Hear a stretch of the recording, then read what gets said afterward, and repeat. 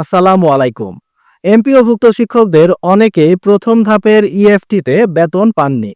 যারা এখনো ইএফটিতে বেতন পাননি তাদের বেতন না পাওয়ার কারণ কি এবং ঠিক এই মুহূর্তে তাদের করণীয় কি, এই বিষয়টি অনেকেই আমার কাছে জানতে চেয়ে মেসেজ এবং কমেন্ট করেছেন।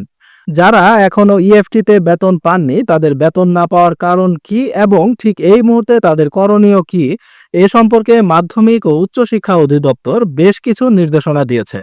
সেই বিষয়গুলোই বিস্তারিত তুলে ধরবো আজকের ভিডিওতে। তাই যাদের এই বিষয়টি জানার দরকার তারা অবশ্যই ভিডিওটি প্রথম থেকে শেষ পর্যন্ত দেখার চেষ্টা করবেন এবং কোনো কিছু বুঝতে অসুবিধা হলে অবশ্যই কমেন্ট করবেন।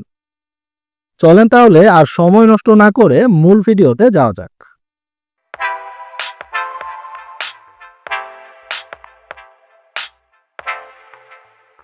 সরকারি কর্মকর্তা ও কর্মচারীরা ইএফটির মাধ্যমে বেতন ভাতা পান।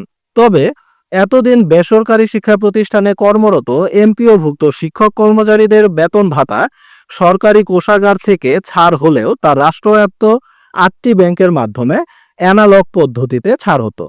তখন এই অর্থ তুলতে শিক্ষকদেরকে নানা রকম ভোগান্তিতে পড়তে হতো। অনেক সময় পরের মাসের 10 তারিখের পরও আগের মাসের বেতন পাওয়া যেত না। এরই পরিপ্রেক্ষিতে গত 5 অক্টোবর বিশ্ব শিক্ষক দিবস উপলক্ষে ইএফটিতে বেসরকারি শিক্ষকদের এমপিওর বেতন ভাতা দেওয়ার ঘোষণা দেয় শিক্ষা মন্ত্রণালয়। প্রাথমিকভাবে বেসরকারি এমপিওভুক্ত স্কুল ও কলেজের 209 জন শিক্ষক কর্মচারীর অক্টোবর মাসের এমপিও ইএফটিতে ছাড় হয়। তারই ধারাবাহিকতায় এবার বেসরকারি শিক্ষা প্রতিষ্ঠানে কর্মরত প্রায় 4 লাখ শিক্ষক ও কর্মচারীকে ইলেকট্রনিক ফান্ড ট্রান্সফার বা ইএফটির মাধ্যমে বেতন ভাতা দেওয়ার উদ্যোগ নিয়েছে সরকার। সেই লক্ষ্যে ইতোমধ্যে 1,89,000 শিক্ষক কর্মচারী প্রথম ধাপে ইএফটিতে বেতন পেয়েছেন। আরও 1 লাখ শিক্ষক কর্মচারী চলতি সপ্তাহে বেতনের মেসেজ পাবেন। তবে শিক্ষক কর্মচারীদের বড় একটি অংশ এই 2 ধাপেও ইএফটিতে বেতন পাবেন না। নানা কারণে তাদের তথ্য এন্ট্রি করা হয়নি বলে জানা গেছে।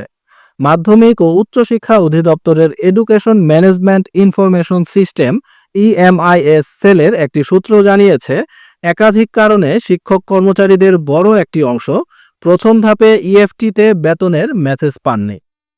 দ্বিতীয় ধাপেও তারা মেসেজ পাবেন না।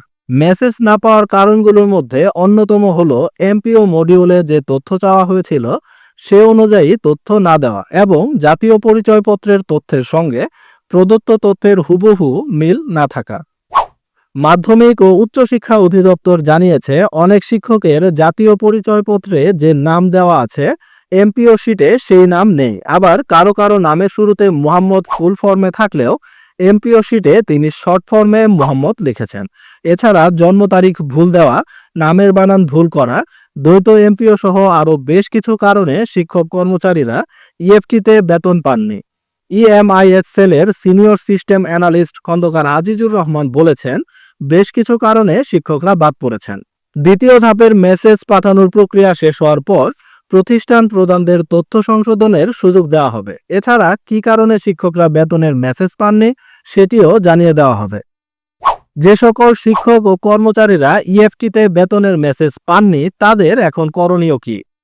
ইএমআইএস সেল জানিয়েছে, যে সকল শিক্ষক কর্মচারীরা ইএফটিতে বেতনের মেসেজ পাননি তাদের অপেক্ষা করতে হবে। দ্বিতীয় ধাপে বেতনের মেসেজ পাঠানোর কাজ শেষ হলে তৃতীয় ধাপে মেসেজ পাঠানো হবে। তবে এর আগে সংশ্লিষ্ট শিক্ষা প্রতিষ্ঠান প্রধানদের ড্যাশবোর্ডে প্রবেশের অ্যাক্সেস ওপেন করে দেওয়া হবে। ইএমআইএস সেলের এক কর্মকর্তা জানিয়েছে যে প্রথম ধাপে যারা ইএফটিতে বেতনের মেসেজ পাননি এবং দ্বিতীয় ধাপেও যারা মেসেজ পাবে না তাদের আপাতত অপেক্ষা করা ছাড়া আর কিছুই করার নেই।